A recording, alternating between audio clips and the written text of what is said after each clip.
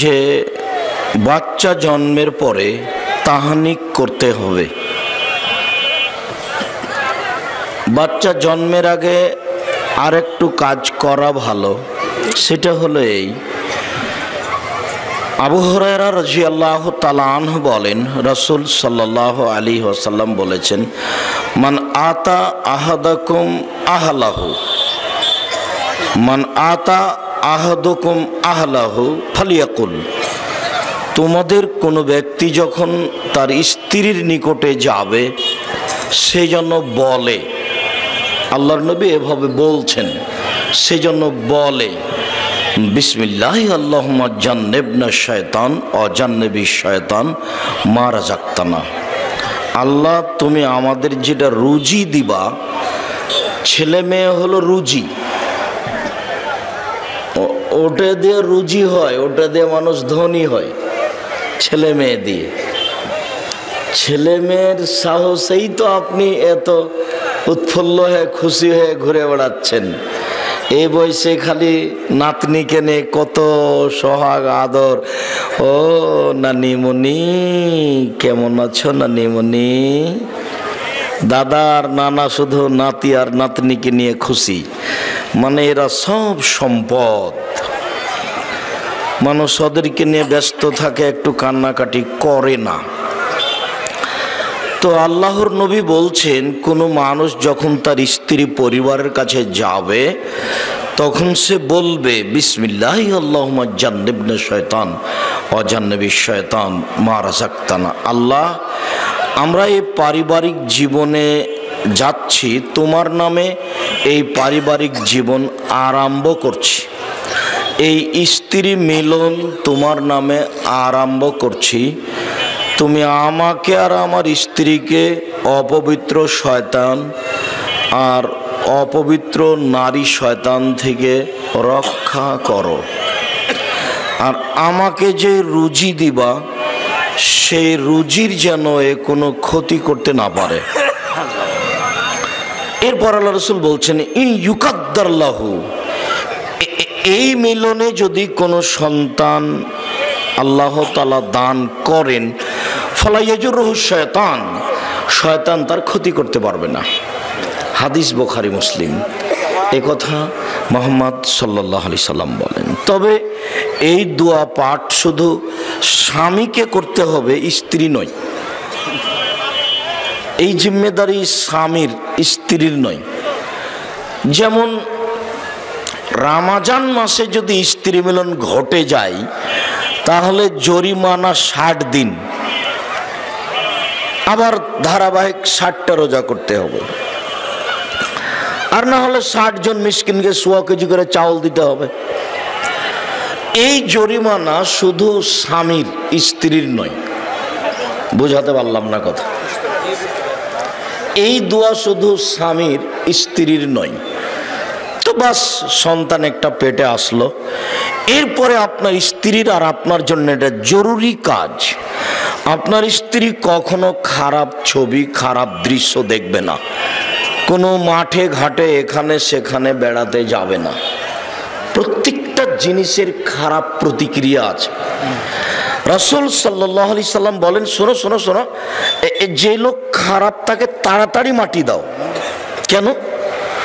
ওর খারাপ প্রতিক্রিয়া শহরের উপরে পড়ে, দেশের উপরে পড়ে, গাছের উপরে পড়ে, মানুষের উপরে পড়ে, পশু প্রাণীর উপরে পড়ে। আপনি যে খারাপ মানুষ, পাপী, এই পাপের কারণে আপনার গাছে ফল কম হতে পারে। আপনার বাড়িতে যেসব জিনিসগুলি আছে এর বরকত কমে যেতে পারে। বুঝাতে পারলাম না মনে হয়? তো আপনার স্ত্রী পেটে বাচ্চা নিয়ে এদিক সেদিক ঘুরবে না। এই ছেলে, সামনে দাঁড়িয়ে কেন? না তোমরা কি করো? যিনি কেউ সামনে চলাচল করতে পাবেন না। এই ছেলে দেখো, বসার জন্য অনুরোধ করে নিলে চলে যেতে বাধ্য করো। এখানে আমার কোনো নির্বাচনের কথা নেই। দয়া করে খুব দ্রুত সামনে বসে পড়ুন। আর আমি আপনার জন্য এসেছি, আমার আসতে অনেক কষ্ট হয়, এরপরেও আমি প্রাণপণে চেষ্টা করে উপস্থিত হই। কাজের মাঝে এই সময়ে আপনার কাছে উপস্থিত হওয়া যে আমার জন্য কত কঠিন, তা আপনাকে আমি বুঝাতে অক্ষম। আমি যখন আসব তখন আপনি দাঁড়িয়ে থাকবেন, এইটা আমার পক্ষে সহজ নয়। কাজেই এই ছেলে, এই যে এইসব জায়গায় যারা কাজ করছে তারা ছাড়া কেউ থাকতে পাবে না, দ্রুত দেখো।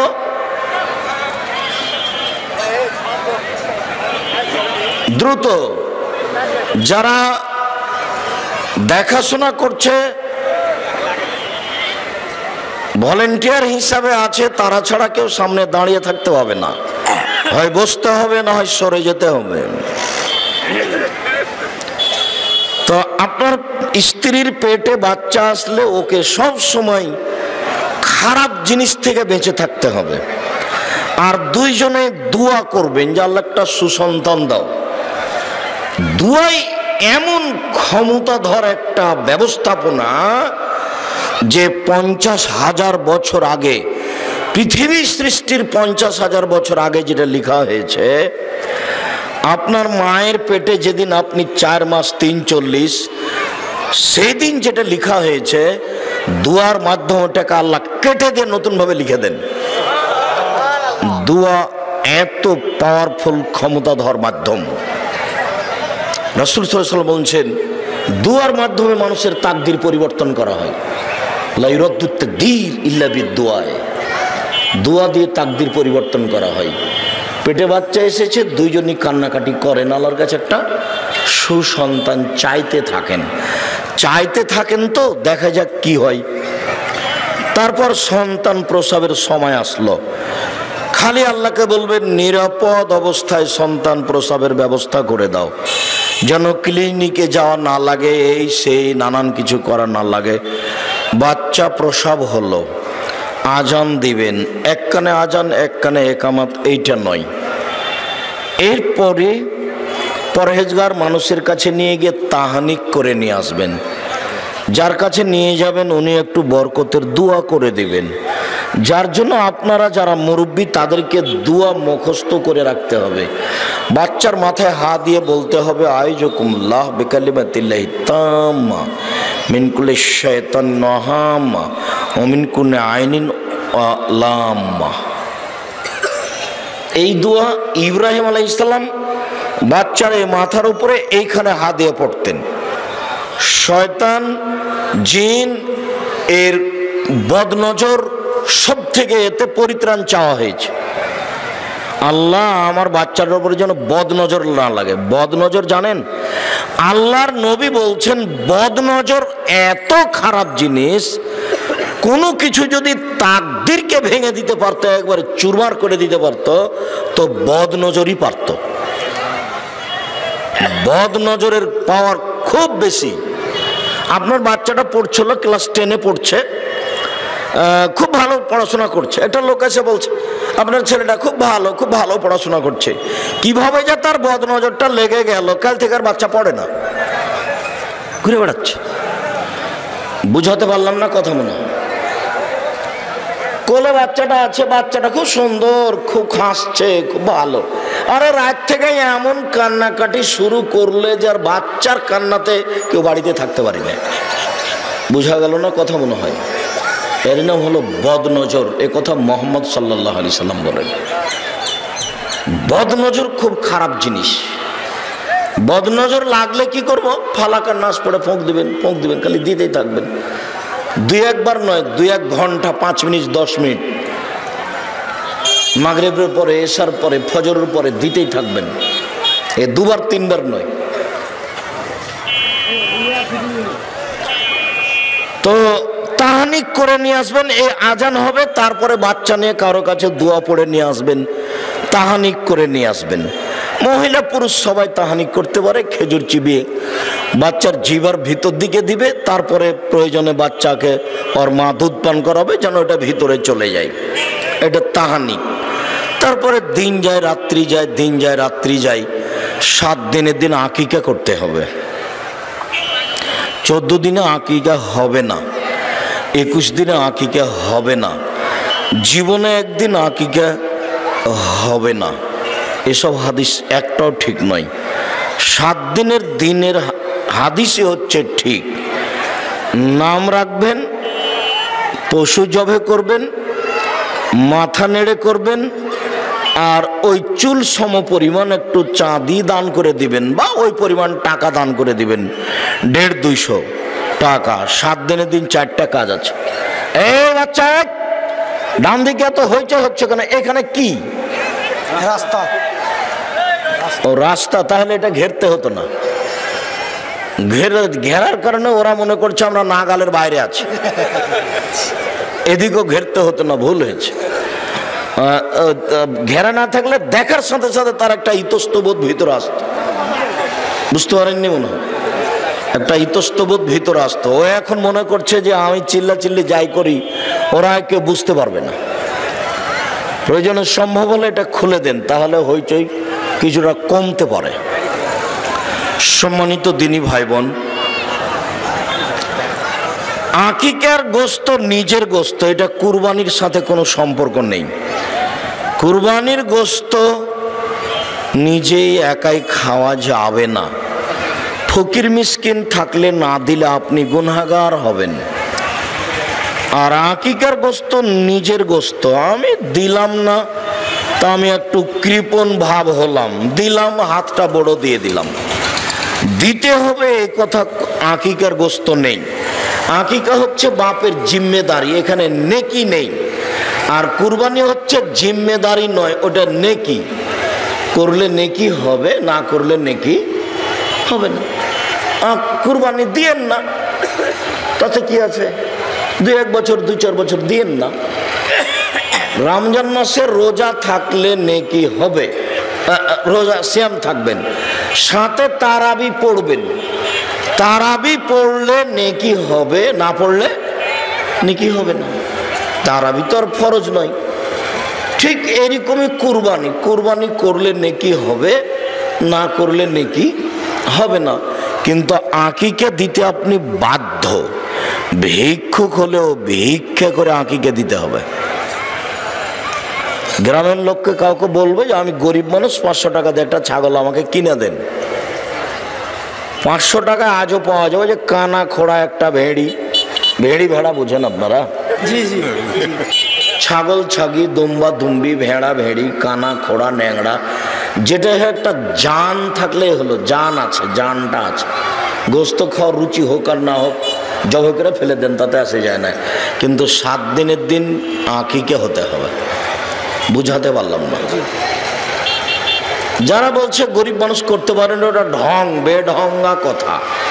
ছেলের হাত এখনই ভেঙে গেলে 3 ঘন্টার মধ্যে 10,000 টাকা সংগ্রহ হবে, আর বলছে যে করতে পারিনি। এসব বেঢঙ্গা কথা, সব কথার কোনো দাম নেই।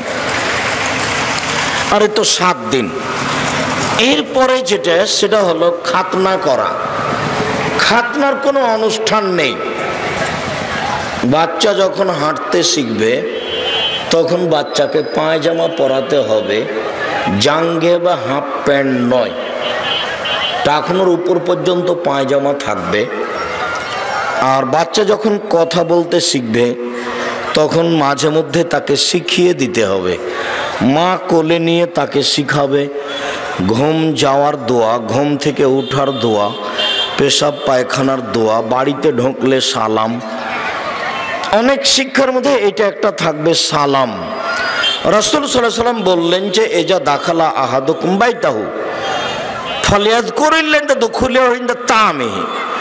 ঢোকার সময়তে কেউ যদি সালাম দেয় আর খেতে বসে যদি বিসমিল্লাহ বলে, কালা শয়তান, তখন ইবলিস বলে লা মাবিতা লাকুম ওয়ালা আশা, এই বাড়িতে তোমাদের খাওয়ারও ব্যবস্থা নেই, এই বাড়িতে তোমাদের থাকারও ব্যবস্থা নেই। আর যখন সালাম দেয় না তখন ইবলিস বলে যে এখন থাকো, মাবিতা লাকুম, এখন থাকো। খেতে বসে যখন সালাম দেয় না তখন ইবলিস বলে আচ্ছা ঠিক আছে, এবার হয়েছে, থাকো আর খাও, থাকো আর খাও, থাকো আর খাও। যার জন্য তো সেদিন বলে গেলাম যে আপনাদের বাড়িতে যখন গরুটা গোহালে যায় তখন কি সালাম দেয়? তা আপনি যখন ঢোকেন বাড়িতে তখন সালাম দেন না, তাহলে দুইজনই সমান। ওই জন্য আল্লাহ বলেছেন, তবে আল্লাহ আপনাকে গরু বলেননি। আল্লাহ বলছেন বুঝেও বোঝে না ওরা, অন্তর আছে বুঝে না, দেখেও দেখে না ওরা, চক্ষু আছে দেখে না, শোনেও শোনে না ওরা, কান আছে শোনে না। উলায়েকা কাল আনআম, তারা পশু প্রাণীর মতো, তারা গরু ছাগলের মতো, তারা কুকুর শ্রীগালের মতো, বাল হওয়া জাল, বরং তার চেয়ে খারাপ। আল্লাহ বলছেন যে কুকুর শ্রীগালের মতো, গরু ছাগলের মতো। আপনাকে এখনো গরু ছাগল বলেননি কেন? আপনি ইচ্ছা করলে আজ থেকে সালাম দিতে পারবেন, কিন্তু গরু কোনোদিনই পারবে না। ছেলে মেয়েকে সালাম শিখাবেন, 7 বছর বয়স, কথা বলতে পারে, তখন থেকে বারবার বলে দিবেন আব্বু শিরক করা হবে না, আব্বু শিরক মহাপাপ।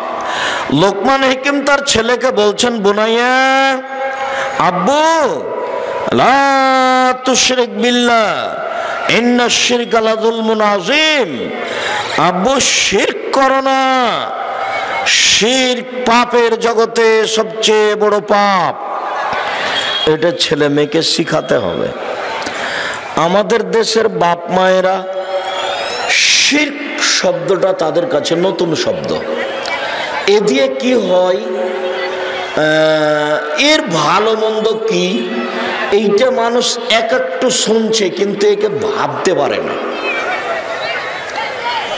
এটা আরবিরা ভাবে, খুব বেশি ভাবে ইন্না লিল্লাহি ওয়া ইন্না ইলাইহি রাজিউন। বলে কি ছি ছি ছি ছি ছি ছি ছি ছি ছি রে, নিজের ঘরের ছেলে বলছে মাবুদ একজন, সপ্তম আকাশের উপরে থাকে, ছি ছি ছি ছি ছি রে। মাবুদ হলো 360 জন, মাবুদ হলো 360 জন, তাকে বলছে একজন। একে হত্যা করতে হবে, একে জেলখানায় বন্দি করতে হবে, একে দেশ থেকে তাড়িয়ে দিতে হবে, বংশে জন্মেছে কুলাঙ্গার ছেলে। ছি ছি ছি ছি ছি ছি ছি। এতগুলি মাবুদকে একজন করলো, কত লাত, কত উজ্জা, কত মানাত, কত হবল, কত সরস্বতী, কত ভগবতী, কত কালী, কত দুর্গা, কত মাবুদ আছে। আর সেইখানে এই ছেলে বলছে যে মাবুদ একজন। কোথায় থাকে? সপ্তম আকাশের উপরে থাকে। সেই উজাব, আশ্চর্য ব্যাপার, বিশাল আশ্চর্য। তারা বুঝেছে যে শিরক কি জিনিস। এখন আমাদের দেশের লোকেরা শিরক কি জিনিস বুঝে না, নির্দ্বিধায় বলছে যে টিকটিকে টিকটিক করলো আমি ঠিক বলেছি। নির্দ্বিধায় ভাবছে যে ফরজ গোসল করে বেগুনের গাছে হাত দিয়ে ছিঁড়ে তোলা যাবে না। নির্দ্বিধায় বুঝছে যে গরুকে পায়ে লাথি মারা যাবে না। নির্দ্বিধায় বুঝছে যে চুলাতে পা লাগা ঠিক নয়। নির্দ্বিধায় বুঝছে যে ওর দাদি কুলাতে, কুলা বুঝুন তো, চাউল ঝাড়ছিল, নাতি দৌড়া দৌড়াতে এসে কুলার উপরে চড়ে নিয়েছে, তখন বলছে বেয়াদব কোথাকার, কুলাতে পা দিতে হয় সর। আর দাদি মনে করছে ছি ছি ছি ছি ছি রে, কুলাতে পা দিতে হয় না, ভাতের পাতিলে পা দিতে হয় না, চুলাতে পা দিতে হয় না। কত যে দাদির কাছে সেরে কাছে আল্লাহই ভালো জানে। শিরক দাদি একটু বুঝে না। মহাস্থানে সিজদা করা, মানত মানা, এটা তো বড় বড়।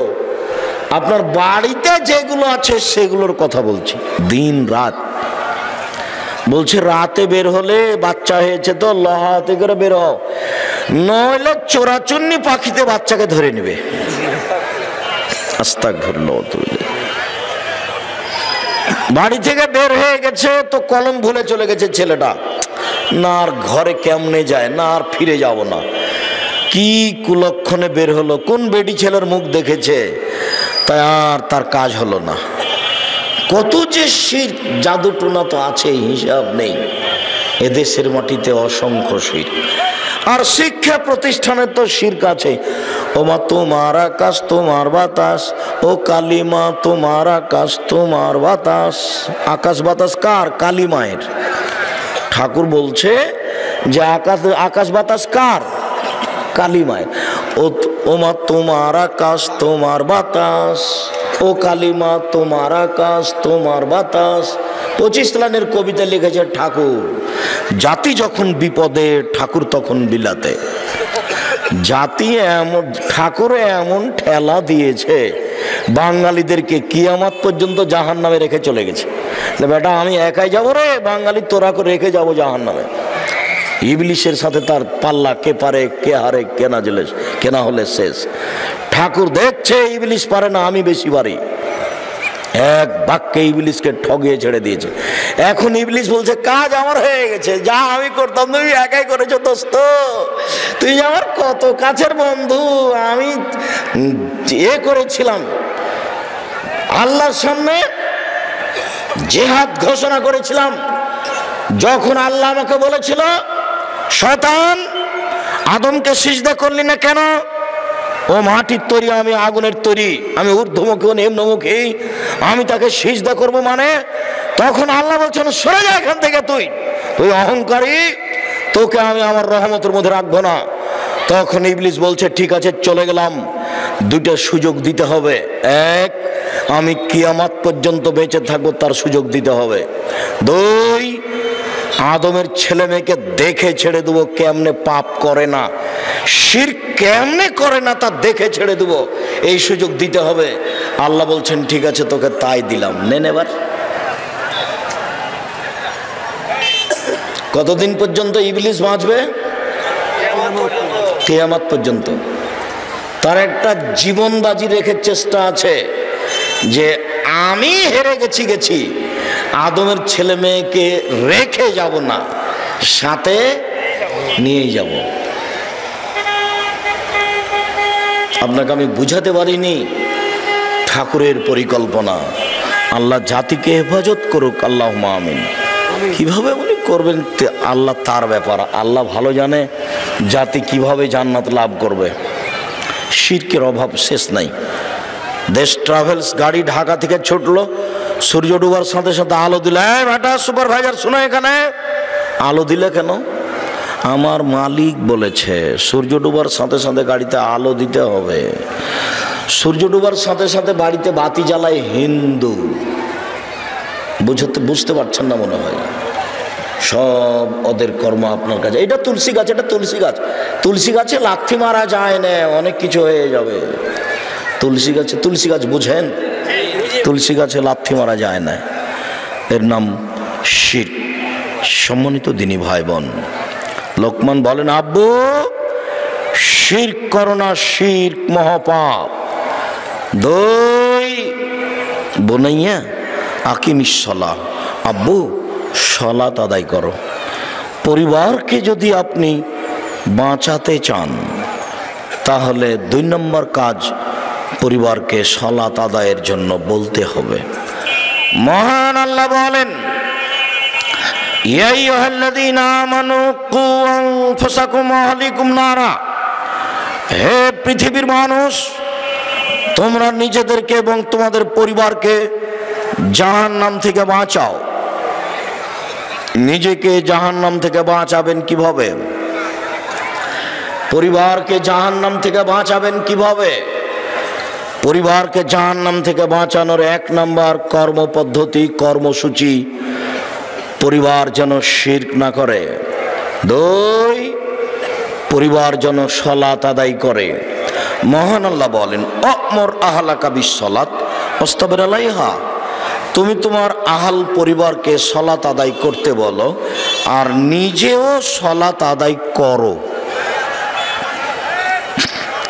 আপনাকেই বলছি, বক্তব্যের সাথে মুনাফিকি করবেন না। আজ থেকে জরুরি জিম্মেদারি নেন যে প্রত্যেক সালাতের টাইমে ছেলে মেয়ে স্ত্রীকে নামাজ পড়ার জন্য বলবো। বলেন ইনশাআল্লাহ। এটা জরুরি জিম্মেদারি। বলতেই হবে, বলতে আপনি বাধ্য। চাঁপাইনবাবগঞ্জের ভাষাতে বলে ও তো করবে ওর বাপকে করতে হবে। তার মানে আপনি তো আপনার ছেলে মেয়েকে বলবেন, বলবেনই, আপনার বাপকে বলতে হবে, মানে বলতে হবেই, বাধ্য। প্রত্যেক দিন আপনাকে মধ্যখানে চট করে একটা কথা মাথায় পড়লো, আপনাকে স্মরণ করায় আমি। নামাজ যখন দাঁড়াবে, সলাতে যখন দাঁড়াবে মুসাল্লিরা, তখন দাঁড়ানো জিনিসটি যে কত জরুরি, দাঁড়ানো জিনিসটি যে কত জরুরি, সুন্দরভাবে দাঁড়াতে হবে। এটা রাসূল সাল্লাল্লাহু আলাইহি ওয়াসাল্লাম 23 বছর জীবনে কোনো এমন একদিন সলাত আদায় করেছেন আর মুখামুখি হয়ে বলেননি আপনারা কাতার সোজা করুন, প্রাচীরের মতো হয়ে দাঁড়ান, আপনারা কাতার সোজা করুন, প্রাচীরের মতো হয়ে দাঁড়ান। ওই যে দুইজনের ফাঁকা দিয়ে শয়তান প্রবেশ করছে, আপনারা ফাঁকা বন্ধ করুন। যে ব্যক্তি ফাঁকা বন্ধ করবে আল্লাহ তার জন্য জান্নাতে ঘর বানাবেন। যে ব্যক্তি লাইনের সাথে ফাঁকা রেখে দিবে আল্লাহ তার উপরে রহমতটা কেটে দিবেন। যে সারির সাথে লেগে দাঁড়াবে আল্লাহ তার জন্য রহমত চালু করে দিবেন। দুইজনের ফাঁকা দিয়ে শয়তান ঢুকছে, আমি দেখতে পাচ্ছি, ছাগলের বাচ্চার মতো হয়ে ঢুকছে। আগে পিছে হয়েও না, নইলে অন্তরে মতবিরোধ ঢুকবে, তখন সমাজে গন্ডগোল বেঁধে যাবে।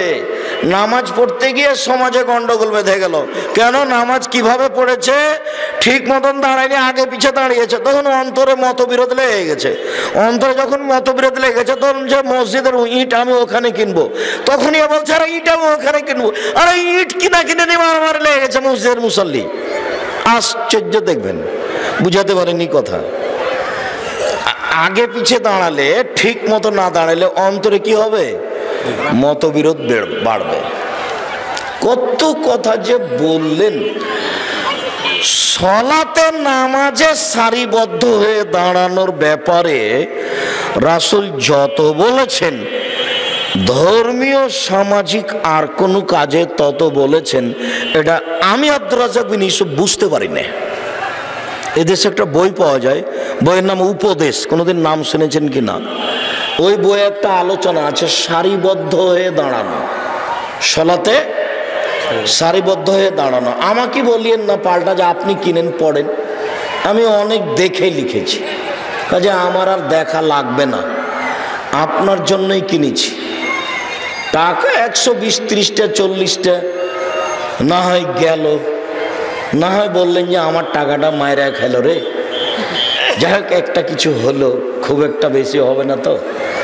তারপরে দেখেন তো একটা আলোচনা আছে। সম্মানিত দিনী ভাই বোন, 23 বছর জীবনে কোনো একদিন মুখামুখি না হয়ে প্রাচীরের মতো হয়ে দাঁড়াও, কাতার সোজা করো, এই কথা না বলে জীবনে কোনোদিন সালাত শুরু করেননি। আর আপনারা জয়পুরহাট শহরে যান, মসজিদে দাঁড়ান, 20 বছর নামাজ পড়েন, 20 বছরের মধ্যে কোনোদিন দেখতে পাবেন না যে হুজুর মুসল্লিদের মুখামুখি হয়ে বলছেন কাতার সোজা করুন, প্রাচীরের মতো হয়ে দাঁড়ান। 20 বছর নামাজ পড়েন, একটা না হুজুর কোনোদিন বলবেন না হুজুর হুজুর হুজুর ফাঁকি দিয়েছে, হুজুর ধোকা দিয়েছে, হুজুর প্রতারণা দিয়েছে।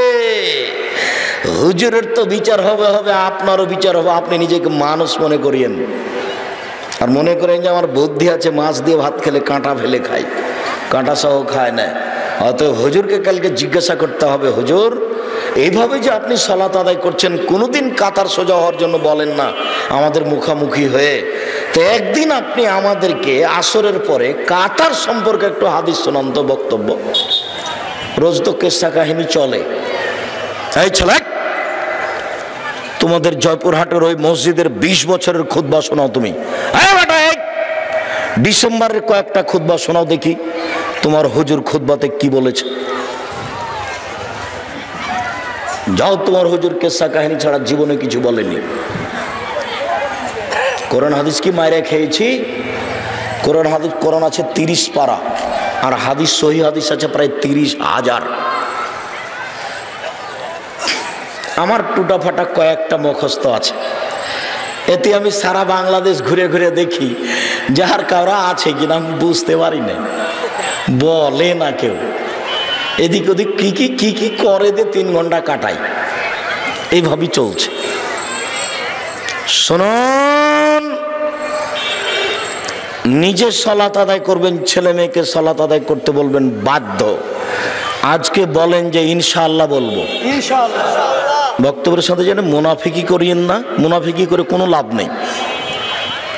রাসূল সাল্লাল্লাহু আলাইহি সাল্লাম বলেন, মুরু আওলাদাকুম বিসসালাতি ওয়া আবনাউ সাব'i সিনিনা আজরাবুহুম আলাইহা ওয়া আবনাউ 10 সিনিনা। ছেলে মেয়ের বয়স 7 বছর হলে তাকে সালাত আদায় করতে বলো।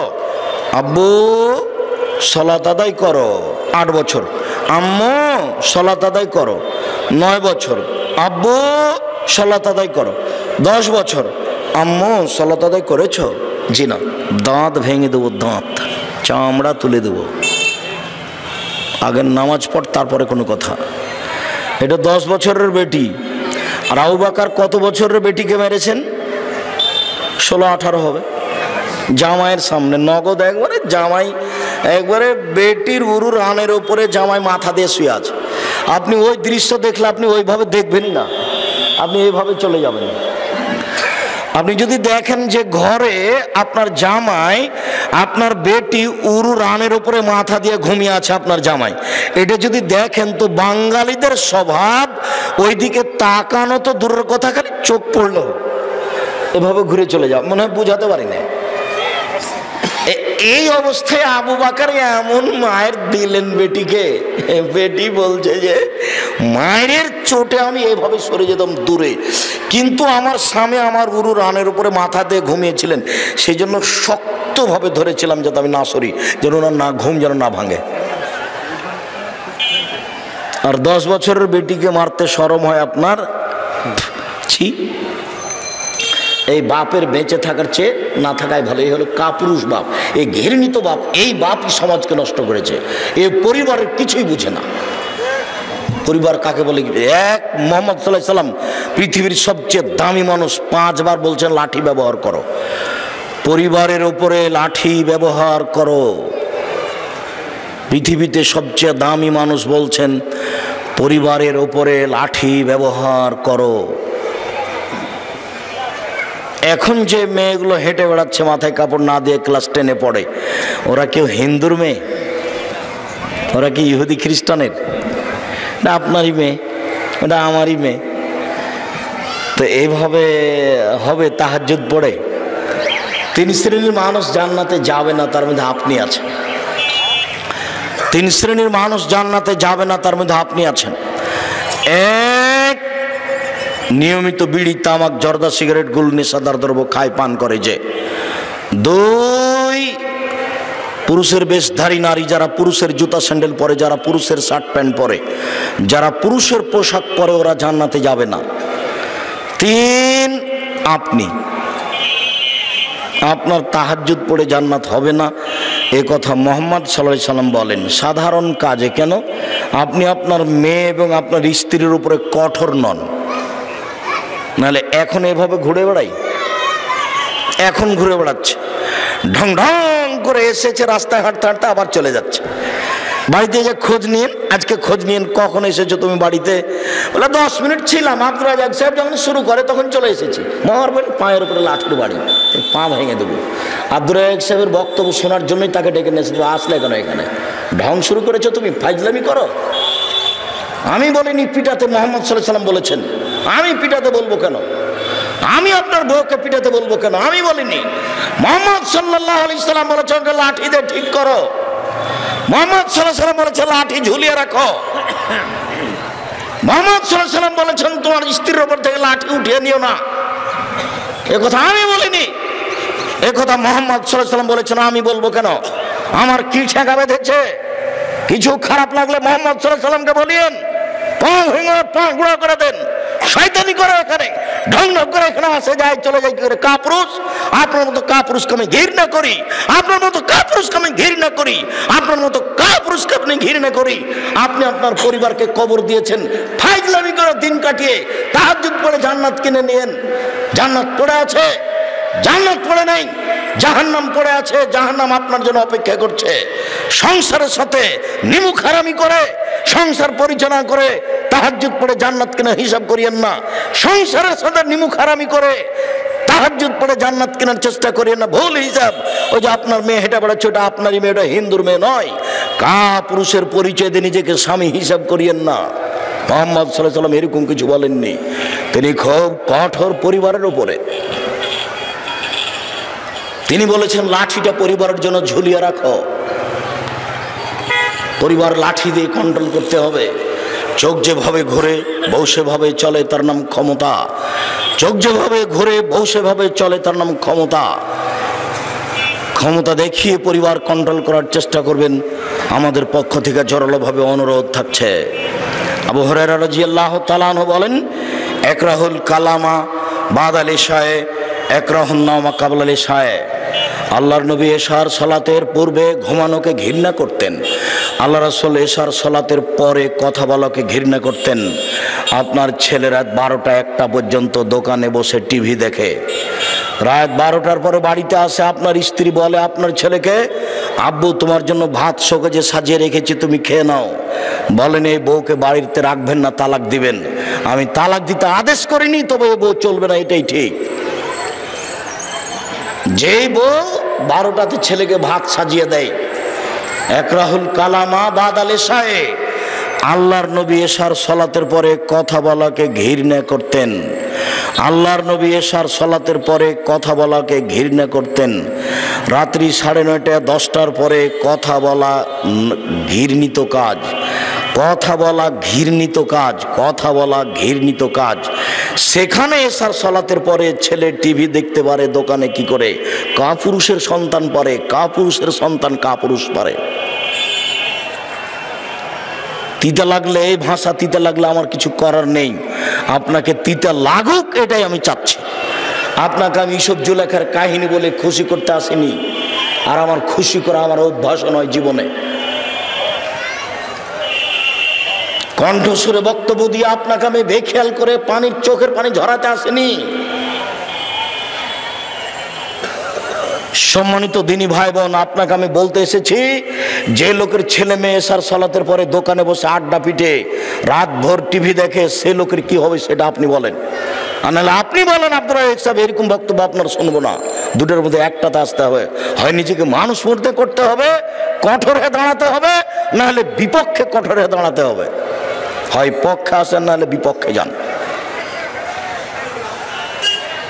আপনি এককভাবে দায়ী। আপনি আর আপনার স্ত্রী দুইজন মিলে সংসারটাকে ধ্বংস করেছেন। সম্মানিত দিনী ভাই বোন, রাসূল সাল্লাল্লাহু আলাইহি সাল্লাম বলেন, আর রাজুলুস সাইয়্যিদ ওয়াল মারাতুস সাইয়্যিদা। স্ত্রী হচ্ছে কর্ত্রী আর স্বামী হচ্ছে কর্তা। স্ত্রী হচ্ছে কর্ত্রী, স্বামী হচ্ছে কর্তা। নিজের কাজ করে যে তাকে বলে কর্মী, আর অপরের কাজ দেখে যে তাকে বলে কর্তা। বুঝাতে পারিনি? নিজের কাজ করে যে তাকে বলে কর্মী, আর অপরের কাজ দেখে যে তাকে বলে কর্তা। তা আপনি 5 ওয়াক্ত নামাজ পড়লেন, আপনি কর্মী। ছেলে নামাজ পড়লো কিনা এটা দেখবেন, তখন আপনি কর্তা। আমি মনে হয় বুঝাতে পারি না। আল্লাহ রাসূল বলছেন যে আর রাজুলুস সাইয়্যিদ, স্বামী হচ্ছে কর্তা, ওয়াল মারাতুস সাইয়্যিদা, স্ত্রী হচ্ছে কর্ত্রী। তো এই দুজনের কাজ কি? এরা কি দেখে? স্বামী দেখে বউ সুন্দর করে রান্না করেছে কিনা। স্ত্রী দেখে স্বামী বড় মাছ কিনেছে কিনা।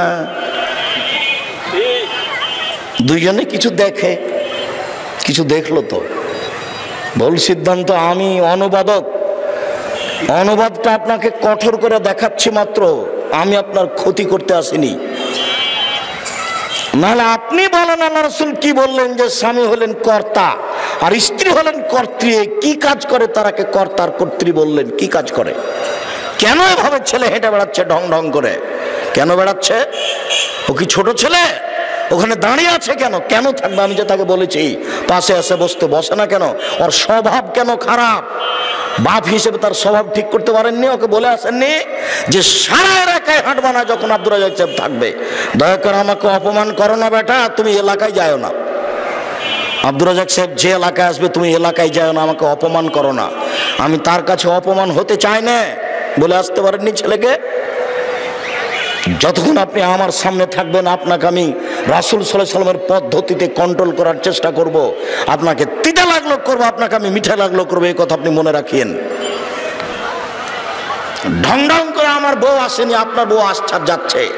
ঢং ঢং করে হাঁটছে আপনার বউ, গল্প করছে আপনার বউ, আমার বউ করেনি। অতএব আপনাকে বলতে এসেছি, পুরুষের জীবিকা নির্বাহ করবেন, আগামীকাল সন্ধ্যা হতে হতে পরিবার কন্ট্রোল করার চেষ্টা করবেন, নইলে বউ তালাক দেন। এক কথা দিয়ে বউ তালাক দেওয়া যায়। কে বাড়িতে আছে? জি না। কোথায় গেছে? শিকার করতে গেছে। কখন আসবে? সন্ধ্যায়। কেমন আছো? খুব একটা ভালো নেই। আচ্ছা ঠিক আছে, আসলে সালাম দিও, চৌকাঠ পরিবর্তন করতে বলিও। কথা আরও ছিল কিন্তু বলেননি। মানে এতেই শ্বশুর খেপে একবারে লাল হয়ে গেছে। আমার বৌমা বলে যে খুব একটা ভালো নেই। কোন পরিবারে এসেছে? এ স্বামীও চিনেনি, শ্বশুরও চিনেনি, একটা বেঢঙ্গা মহিলা। সন্ধ্যার সময় আসতে, কি ব্যাপার, কে এসেছিল? জি একজন বৃদ্ধ মানুষ। কি বললেন? কেমন, কোথায়? বাড়িতে আছে? নেই। কোথায় গেছে? শিকার করতে গেছে। কখন আসবে? সন্ধ্যায়। কেমন আছো? খুব একটা ভালো নেই। কি বললেন? বললেন যে আসলে চৌকাঠ পরিবর্তন করতে বলিও। আহারে নেলে, তিনি আমার আব্বা, তিনি হলেন ইব্রাহিম আলাইহিস সালাম। তিনি তোমাকে তালাক দিতে বলে গেছে, তুমি তোমার বাপের বাড়ি চলে যাও। ইলহাকি ইলা আহলিক, তুমি তোমার বাপের বাড়ি চলে যাও। কত বড় চাকরি করো তুমি, এইটা আমার দেখার আর কোনো সুযোগ নেই। তুমি কত বড় সুন্দরী, আমার দেখার সুযোগ নেই। আমার আব্বা যাহাই বলেছেন তাহাই হইবে, আমার কিছু করার এখানে নেই। অনেক দিন পরে বাড়িতে আছে? জি না। কোথায় গেছে? শিকার করতে গেছে। কখন আসবে? সন্ধ্যায়। কেমন আছো? আলহামদুলিল্লাহ। আচ্ছা আচ্ছা আচ্ছা আচ্ছা, ঠিক আছে ঠিক আছে ঠিক আছে। কি খাও? আল্লাহ মালমা, পানি আর গোস্ত, পানি আর গোস্ত খাই। তখন বলছেন বারাকাল্লাহু ফি লাহমিকুম ওয়া মাইকুম, আল্লাহ তোমার গোস্ত পানিতে বরকত দিয়ে দে। এমন দোয়া দিলেন কিয়ামত পর্যন্ত একেবারে মক্কায় বরকত আর রুজি খালি বয়ে চলে যাচ্ছে। বাগান নাই ফলমূলের, কিন্তু দেখবেন ফল ভর্তি আছে মক্কায়। বাগান কোথায়? তো পাথর দিয়ে গড়া। এমন দোয়া দিলেন বৌমাকে যে একবারে সে দোয়া কিয়ামত পর্যন্ত চালু। বলে গেলেন যে আসলে সালাম দেওয়ার চৌকাঠটা ঠিক রাখতে বলিও। সন্ধ্যার সময় ইসমাইল আসতে বুঝতে পেরেছেন কি ব্যাপার। একজন বৃদ্ধ মানুষ এসেছিল। কি বলল? বাড়িতে আছে। বললাম নেই। কোথায় গেছে? শিকার করতে গেছে। কখন আসবে? সন্ধ্যায়। কেমন আছো? আলহামদুলিল্লাহ। কি বললেন? আচ্ছা আচ্ছা, ভালো ভালো। কি খাও? কি খাও? বলে পানি আর গোস্ত। তারপর কি বললেন? বলে আচ্ছা তোমাদের আল্লাহ বরকত দান করুক পানিতে আর গোস্তে। বরকত ভিন্ন জিনিস, রুজি ভিন্ন জিনিস। বরকত ভিন্ন জিনিস, রুজি ভিন্ন জিনিস। সেদিন এসে পরিবারের প্রথম অংশে বলছিলাম না যে বৌমা বিবাহ করে নিয়ে এসেছে। সকালবেলাতে দাদি দাদা নানি সবে বৌমা দেখতে এসেছে। বলছে দেখি রে তোর বউটা কেমন। দেখে বলছে তোর বউটার নাকটা একটু মোটা। দাদিতে বলছে, নানিতে বলছে, চাচি খালাতে বলছে, কে একটু বলে না বারাকাল্লাহু লাকা ওয়া আলাইকা জামা বাইনাকুমা ফি খাইরিন। সারা বাড়ি আত্মীয় স্বজন গ্রামবাসী সবাই বলবে বারাকাল্লাহু লাকা ওয়া আলাইকা জামা বাইনাকুমা ফি খাইরিন। কেউ একটু বুঝে না ধর্মকর্ম, খালি খায় আর পায়খানা করে। আর হুজুরদের কাছে খালি মিথ্যা বক্তব্য শোনে। হুজুরদের কাছে কি শোনে? খালি মিথ্যা বক্তব্য শোনে। একটা নতুন বউ বাড়িতে এসেছে, তাকে কি বলতে হবে এটা কারো জানা নেই। দেখে বলছে নাকটা মোটা। একটা কিছু বললাম, আমি নয় একটা বললাম, একটা কিছু বলে চলে গেলাম। সম্মানিত দিনী ভাই বোন, আলোচনার এই অংশে সে জরুরি দুটি কথা। রাসূল সাল্লাল্লাহু আলাইহি ওয়াসাল্লাম বলেন, জালিসিস সলে ও সয়ে কা সাহিবিল মিসকে ও নাফিকিল কিরে। ভালো বন্ধু আর বন্ধুর উদাহরণ আতরওয়ালার মতো আর কর্মকারের মতো। আতরওয়ালার মতো আর কর্মকারের মতো। কারো বন্ধু যদি আতরওয়ালা হয় তাহলে আতর তাকে এমনিতেই দিবে, আর নাহলে আতর তার কাছ থেকে কিনে নিবে, আর নয় আতরওয়ালার পাশে বসে থাকলে গন্ধ পাবে। আতরওয়ালার পাশে বসে থেকে নাকে মুখে গন্ধ আসবে না, এই কথা যেমন মিথ্যা। আপনার ছেলে বন্ধু ভালো হলে আপনার ছেলে ভালো হবে না, এ কথাও তেমনি মিথ্যা। আতরওয়ালার পাশে বসে থেকে আতরের সেন্ট আসবে না, এই কথা যেমন মিথ্যা। আপনার ছেলে যে দল করে সেই দলের প্রতিক্রিয়া আপনার ছেলের ভিতরে আসবে না, এই কথাও তেমন মিথ্যা, আসবেই। আপনি ইরানে চাকরি নিয়ে যান, কাজ করার জন্য ইরানে যান, কদিন পরে আপনিও বলবেন যে মোহাম্মদ নবী নয় গো, জিবরাইল আসতে ভুল করেছে। নবী হলো কে? আলী। আলী যান ওখানে, আরে আব্দুর রাজ্জাক সাহেব ভুল বলেছে, আজীবন দেখে আসলাম নামাজে 3 ওয়াক্ত গো, নামাজ 3 ওয়াক্ত, জোহর আসর একটা, মাগরিব এশা একটা, আর ফজর একটা। আব্দুর রাজ্জাক কতদিন আমাদেরকে বললো যে 5 ওয়াক্ত, ইরানে যে দেখছি আমরা 3 ওয়াক্ত। যখন যেখানে যাবেন মানুষের বিবেচনা সেটা ধরার জন্য প্রতীক্ষমান রয়েছে, সেটাকে নিয়ে সে ছুটবে চলবে। রাসূল সাল্লাল্লাহু আলাইহি সাল্লাম বলেন, কারো বন্ধু যদি কামার হয়, কর্মকার, তার পাশে যদি বসে থাকে কখনো আগুন ছিটে সে কাপড় জ্বলে যেতে পারে। যদি কাপড় না জ্বলে, কামারের পাশে বসে থেকে নাকে মুখে ধোঁয়া আসবে, এ কথা সত্য। কামারের পাশে বসে থেকে নাকে মুখে ধোঁয়া আসবে না, এই কথা যেমন মিথ্যা। আপনার ছেলের বন্ধু খারাপ, আপনার ছেলে খারাপ হবে না, এই কথা তেমনি মিথ্যা, খারাপ হবেই। কামারের পাশে বসে থেকে নাকে মুখে ধোঁয়া আসবে না, এই কথা যেমন মিথ্যা। আপনার মেয়ের বান্ধবী খারাপ, আপনার মেয়ে খারাপ হবে না, এই কথা তেমনি মিথ্যা। আজকাল মানুষের জীবনে সবচেয়ে কাছের বন্ধু, কাছের বান্ধবী হচ্ছে মোবাইল। মানুষের সবচেয়ে কাছের বন্ধু কি? মোবাইল। মানুষ, যুবক যুবতী ধ্বংস হওয়ার, খারাপ হওয়ার সবচেয়ে বড় মাধ্যম। আজকের আলোচনার শেষ কথাটি, এই ছেলে, আপনার পাশ থেকে ওটা ছেলেটা উঠলো কি করে? শতবার বলা আছে এই কাজ করবেন না। আপনি কথাকে মূল্যায়ন করার চেষ্টা করবেন। আপনাকে আন্তরিকভাবে অনুরোধ জানাই। জাবের বললেন, আল্লাহর নবী, আমি কম বয়সের মেয়েকে বিবাহ করিনি এই জন্য যে আমার বাপ 6 জন বেটি রেখে গেছেন, আমার বাপ তার 6 জন মেয়ে রেখে শহীদ হয়েছেন, আমার 6 জন বোন আছে, আমার বোনদের সমবয়সের মেয়েকে আমি বিবাহ করিনি আল্লাহর নবী 4টা কারণে। এক, আমার বউ যেন আমার বোনদেরকে শিষ্টাচার শিখাতে পারে।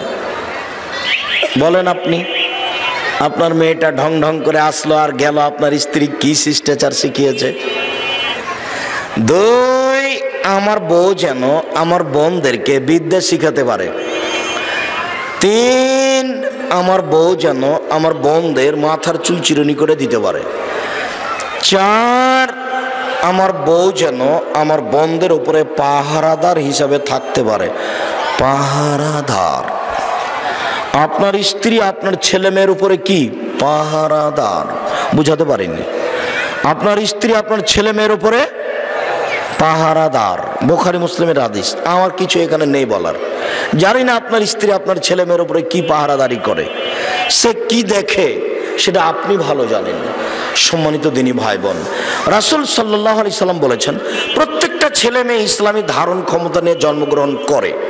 সব ছেলে দাড়ি ছাড়তে পারবে, সব ছেলে প্যান্টটা টাকনোর উপরে পড়তে পারবে, সব মেয়ে মাথায় কাপড় দিতে পারবে। দেয় না কেন? ওর মা দিতে দেয় না। টাকনোর নিচে কাপড় কেন? ওর বাপ করতে বলেছে তাই করছে। রাসূল সাল্লাল্লাহু আলাইহি সাল্লাম বলছেন, বাপ মা যদি আগুন পূজক হয়, ছেলে মেয়ে আগুন পূজক হবে। বাপ মা যদি ইহুদি হয়, ছেলে মেয়ে ইহুদি হবে। বাপ মা যদি খ্রিস্টান হয়, ছেলে মেয়ে খ্রিস্টান হবে। বাপ যেমন মা তেমন, চাঁপাই নবাবগঞ্জের ভাষায় বাপ যেমন মা তেমন, বাপ যেমন বেটা তেমন, মা যেমন বেটি তেমন, বাপ যেমন বেটা তেমন, মা যেমন বেটি তেমন। আর একটা কথা বলে, সঙ্গ দোষে লোহা ভাসে। একটা লোহাকে আপনি পানির উপরে ছেড়ে দেন, ডুবে যাবে, কিন্তু লোহাটা কাঠের সাথে লাগিয়ে দেন, এখন লোহা কি হবে? ভাসবে। এটা কি বলা হয় চাঁপাইনবাবগঞ্জের ভাষাতে? সঙ্গ দোষে লোহা ভাসে। এটা হলো সঙ্গ। আপনার স্ত্রী আপনার ছেলে মেয়ের সবচেয়ে কাছের সঙ্গ। আপনার স্ত্রীকে দেখেই আপনার ছেলে মেয়ে গড়ে উঠবে। আমি আপনাকে বুঝাতে প্রাণপণে চেষ্টা করেছি। আজ থেকে আপনার স্ত্রী আপনার পরিবারের 44 ধারা জারি করে রাখবে 24 ঘন্টা। আপনার ছেলে কিভাবে শয়, কিভাবে উঠে, কিভাবে দোকানে বসে থাকে, কিভাবে আড্ডা পিটে, কিভাবে নামাজ পড়ে, কাজের লোক দিয়ে ভাত রান্না করে নেন। কাজের লোক দিয়ে ছেলে মেয়ের পাহারা দেওয়া যাবে না। আবার বুঝাই, আমি মনে হয় বুঝাতে পারিনি। ছেলে মেয়ের পাহারাদার কাজের মেয়েকে বানানো যাবে না। ছেলে মেয়ের পাহারাদার কে? ওর মা। ছেলে মেয়ের পাহারাদার কে? ওর মা। ওর মাকে দিয়ে ভাত রান্না করে নিয়েন না। আমার পরামর্শ থাকছে, দিল্লিতে যদি বিবাহ করতেন, দিল্লিতে লখনউতে, তারপরে যদি বউকে বলতেন যে ভাত রান্না করো, তাহলে একবার লাভ দৌড়া, मैं तेरी दासी बांधी आई हूँ, তুমি আমাকে ভাত রান্না করতে বলো মানে? আমি তোমার কাজের মেয়ে নাকি? কাপড় তো পরিষ্কার করতে বলতে পারবেন না, যার জন্য তো সৌদি আরবের মেয়েকে আপনারা বিবাহ করতে পারবেন না, একদিনও সংসার চলবে না। ওরাকে চিনতে পারছেন না। বাঙালি জয়পুরহাটের মেয়ে পেয়েছেন তো, গরুর চারিতে পানি দিয়ে দাও বলে দিলাম, রুটি বানিয়ে দাও বলে দিলাম, টয়লেটটা ভালো করে পরিষ্কার করো বলে করলাম, এক গ্লাস পানি নিয়ে এসে একটু দেরি হয়েছে তো দাঁত ভেঙে দিব। বুঝতে পারেননি? এটা জয়পুরহাটের মেয়ে তো এভাবে ব্যবহার করছেন, দিল্লির মেয়ে হলে এভাবে ব্যবহার করতে পারতেন না। ওকে ছেলে মেয়ে দেখাশোনার জন্য আল্লাহ তৈরি করেছে। কাজের জন্য একটা মেয়ে ঠিক করেন, পরিবারটা কন্ট্রোলের জন্য আপনি আছেন, জমি জায়গা চাষের জন্য একটা লোক ঠিক করেন, আর জামালপুরের মতো বাড়ি করেন, একটা ভিতর বাড়ি একটা বাহির বাড়ি। কাজের লোক কিষান লোক বাহির বাড়িতে থাকবে, আর আপনার বউ বেটি কোথায় থাকবে? ভিতর বাড়িতে থাকবে। আমি যদি বুঝাতে না পারি, আমি অক্ষম। শরীয়ত আপনাকে বুঝাতে পারলাম না, পরিবার কিভাবে সুন্দর হবে তা আপনাকে আমি বুঝাতে পারলাম না। সম্মানিত দিনী ভাই বোন, যতটুকু চেষ্টা করলাম, আজ থেকে প্রাণপণে চেষ্টা করেন, খুব কঠোর হওয়ার চেষ্টা করেন। যা হবে হবে, ভাঙবে না হয় থাকবে, ভাঙবে না হয় থাকবে। কঠোর হন, যা হবে হবে। রাসূল সাল্লাল্লাহু আলাইহি ওয়াসাল্লামের স্ত্রী আয়েশা 19-20 করতে পারেন না। আবু বকর বাড়িতে ঢুকেছেন আর স্বামী স্ত্রী কথা কাটাকাটি হচ্ছিল, কথা কাটাকাটি হচ্ছে। আবু বকর সিদ্দিক এবার হাত তুলে দরজা থেকে আগাচ্ছেন, বেটির মাথা পাটিয়ে মেরে। বাড়িতে ঢুকেছেন এভাবে হাত উঠেই।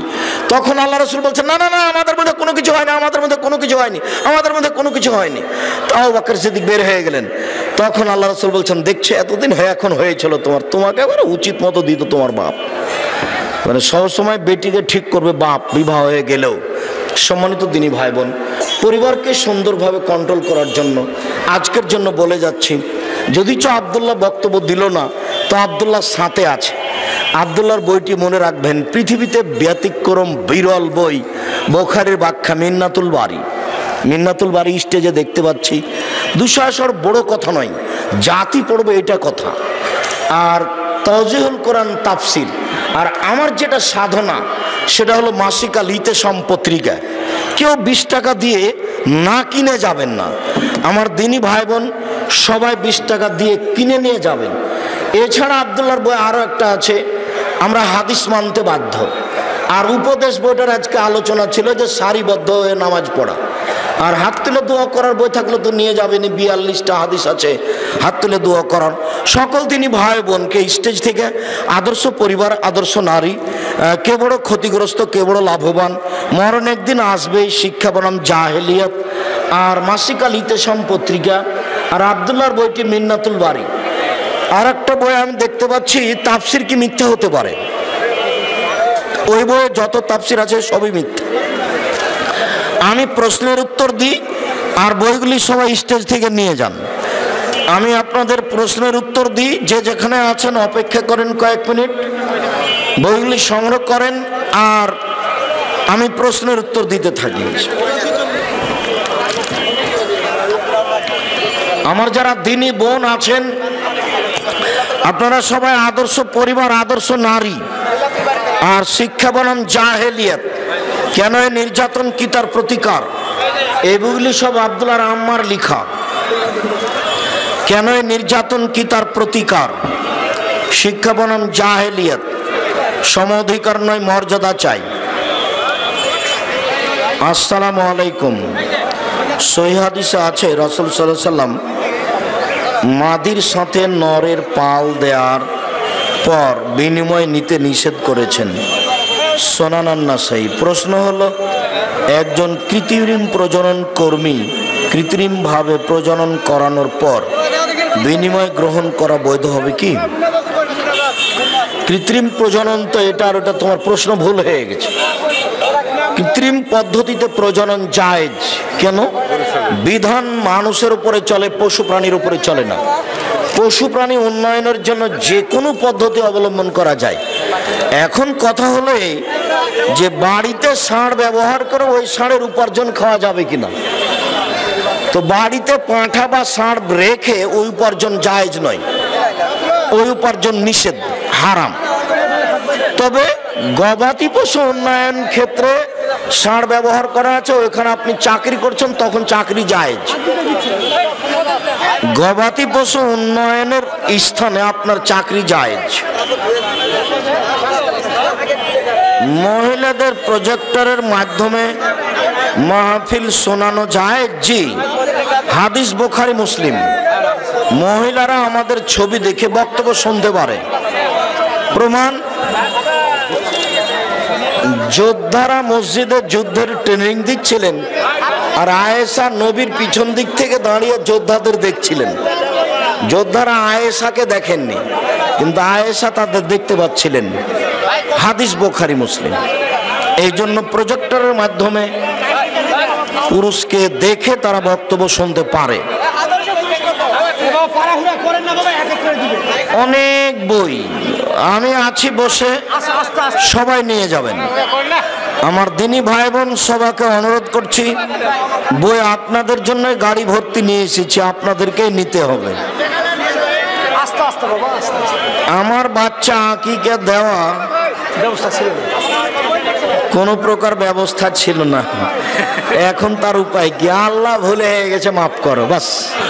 সহজ পথ।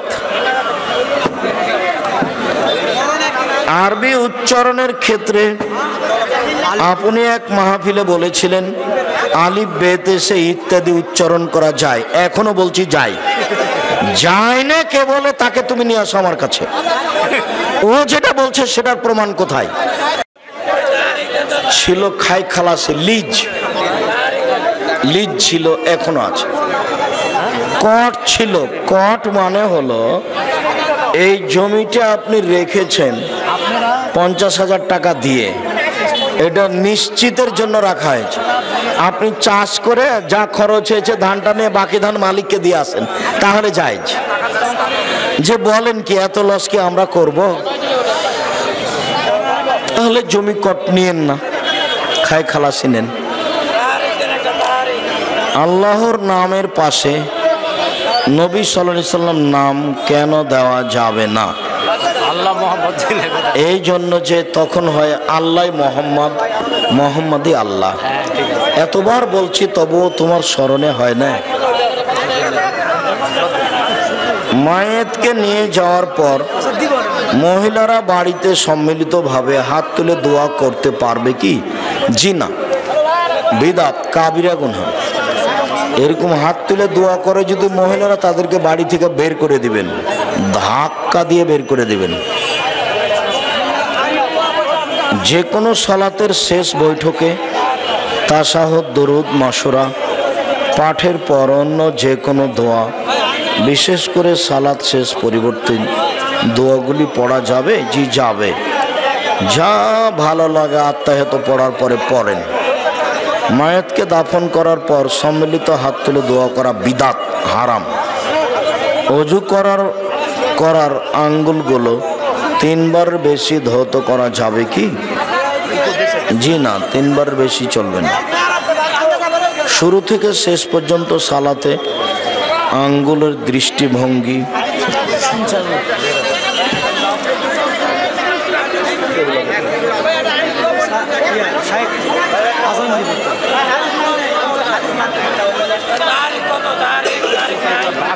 ডক্টর আসাদুল্লাহ গালিব স্যার,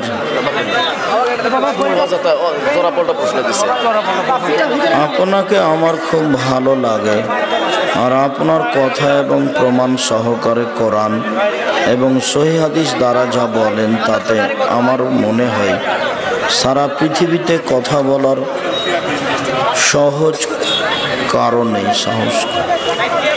আমি একজন মেয়ে, কলেজে লেখাপড়া করছি, নিজ উদ্যোগে এলম অর্জন করতে চাই, আল্লাহকে চিনতে চাই। কোনো বই থেকে শুরু করব? কোরআন অনুবাদ নাকি তাফসির? ধাপে ধাপে বলে দিলে উপকৃত হতাম। তুমি যোগাযোগ করিও, আমরা চেষ্টা করব। প্রথমত তুমি কোরআন হাদিস অনুবাদ পড়ো, হাদিস হিসাবে রিয়াজুস সালেহিন পড়ো, পরে বুখারী মুসলিম পড়িও। আয়ামে বীজের সিয়াম কোন কারণে বাদ গেলে, কোনো কারণে বাদ গেলে ওই মাসের 27, 28, 29 সিয়াম পূর্ণ করা যাবে? জি যাবে। 13, 14, 15 কোনো কারণে ছুটে গেলে যেদিন পারবেন সেদিন করবেন।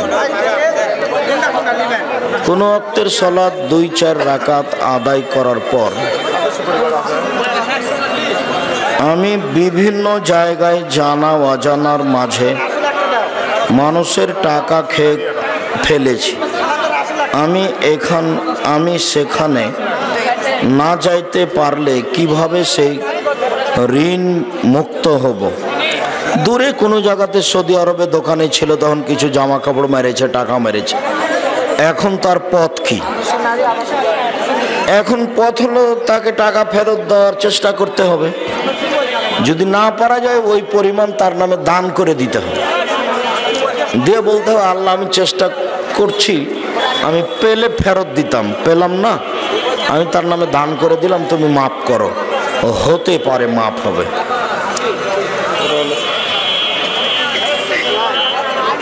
মৃত ব্যক্তির সামনে রেখে জানাজার পূর্বে কোনো বক্তব্য, যে কোনো বক্তব্য হারাম। খালি বলবে ঋণের ব্যাপার হলে পরিশোধ করা হবে। তারাবির নামাজ কত রাকাত? 8 রাকাত। মেয়ে মানুষ কি হাঁস বা মুরগি জবাই করতে পারবে? জি, মেয়ে মানুষ হাঁস, মুরগি, গরু, ছাগল সবই জবাই করতে পারবে, কোনো সমস্যা নেই। মহিলারা ঋতু অবস্থায় হাঁস মুরগি জবাই করতে পারবে। মহিলারা ঋতু অবস্থায়, হায়েজ অবস্থায় হাঁস মুরগি জবাই করতে পারবে, কোনো সমস্যা নেই।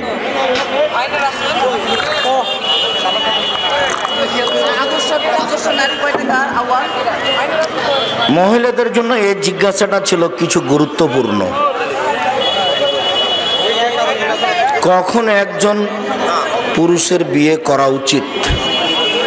18, 20, 22, 24 টাকা পয়সা হলেই। মেয়েদের 14, 15, 16। যারা নামাজ পড়তে পড়তে আবার ছেড়ে দেয়, পুনরায় আবার নামাজ পড়ে, তাদের সম্পর্কে কি বলবেন? কি বলবো? তারা গুনাহ করেছে, আবার চালু করেছে, আল্লাহ বহাল রাখুক। মধ্যে ছুটে গেছে, ওর জন্য তওবা করবেন। মৃত ব্যক্তির জন্য 40 দিনে কি কোনো মিলাদ করা যাবে? নির্ধারিত দিনে মিলাদ করলে তা 2 ধরনের পাপ হবে, একটা বিদাত আর একটা শিরক। নেকির আশায় করেছে এই জন্য বিদাত, আর নির্ধারিত করেছে এই জন্য শিরক। আমার স্ত্রীর গর্ভাবস্থায় 7 মাসের সন্তান মৃত্যু প্রসব করে, তার আকিকা দিতে হবে কি? 7 দিনের আগে মারা গেলে আকিকা দিতে হবে না। কত? 7 দিনের আগে মারা গেলে আকিকা দিতে হবে। জন্মগ্রহণ করে বেঁচে থাকলেই আকিকা দিতে হবে। ওটা ভুল হয়েছে, বলছে যে অনেকেই সেই জন্য করছে। ইমাম বুখারীর কথা বুখারী গ্রন্থের ভূমিকায় বলেছেন যে প্রতিটি হাদিস নাকি রাসূল সাল্লাল্লাহু আলাইহি সাল্লাম থেকে অনুমতি নিয়েছে। কতটুকু সত্য? রাসূল সাল্লাল্লাহু আলাইহি সাল্লাম থেকে অনুমতি ওইভাবে নয়, ইস্তেখারা করে 2 রাকাত সালাত আদায় করে ইস্তেখারা করে লিখেছে। প্রত্যেকটা হাদিসের পিছনে ইস্তেখারার সালাত আছে, সালাতুল ইস্তেখারা। জি জি, এই বইটা দেখি, ওই বই না, বই এটা ওটা দেখি কি এটা কি হতে পারে? এই শব্দটা লেখা আছে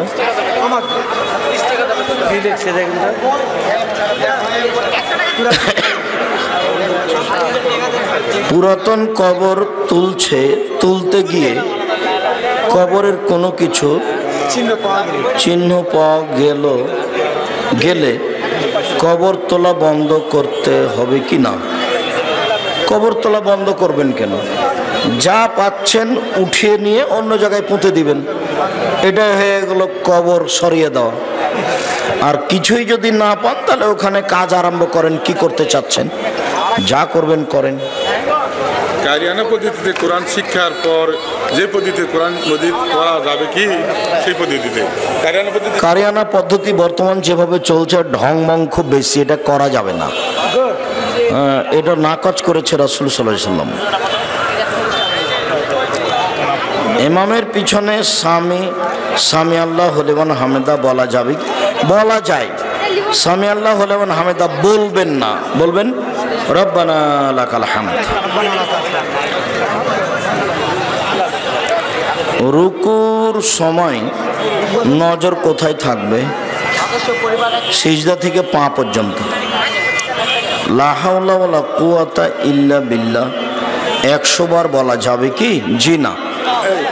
লা হাওলা ওয়ালা কুওয়াতা ইল্লা বিল্লাহ 100 বার বলার কোনো হাদিস নেই, এমনি বলবেন। তবে সুবহানাল্লাহি ওয়া বিহামদিহি 100 বার বলার হাদিস আছে। সুবহানাল্লাহি ওয়া বিহামদিহি, সুবহানাল্লাহি ওয়া বিহামদিহি, সুবহানাল্লাহি ওয়া বিহামদিহি।